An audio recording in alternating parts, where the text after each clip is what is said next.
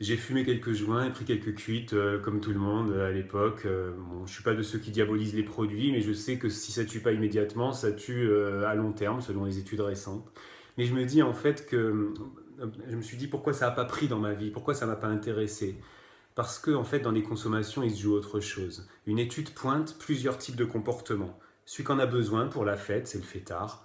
Il y a aussi l'aventurier qui recherche des sensations, il y a celui qui le timide, qui veut faire comme tout le monde, il y a le fuyard qui fuit la réalité, puis il y a le contestataire qui transgresse la loi. Et c'est là que ma foi intervient. Par la foi, j'ai vécu des fêtes où il n'y avait pas besoin de... Il y avait de l'alcool, mais il n'y avait pas besoin que ça soit au centre.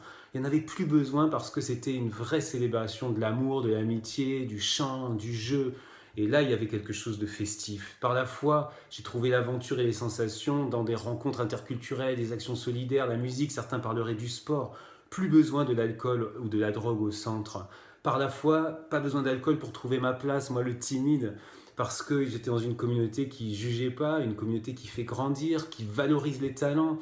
Et puis par la foi, pas de produits nécessaires pour fuir la réalité douloureuse, parce que j'ai reçu un appel à m'engager dans le monde, à m'engager auprès des plus vulnérables et à être solidaire. J'y arrive pas toujours, mais c'est important.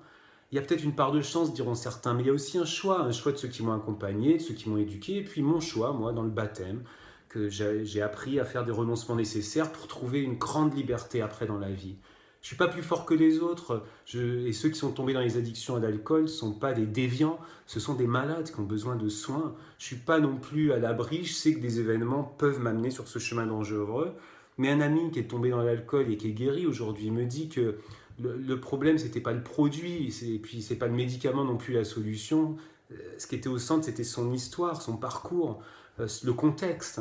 Et c'est là où je crois que Jésus-Christ est venu accompagner tous ces parcours, ces histoires, pour mener sur des chemins de guérison et permettre de trouver la liberté.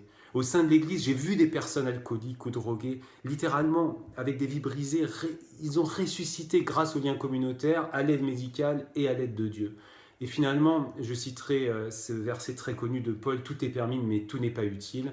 En fait, Paul qui dit qu'il veut être l'esclave, il veut ne pas être l'esclave de quelque chose. Il veut garder sa liberté. En fait, il nous invite à choisir la vie.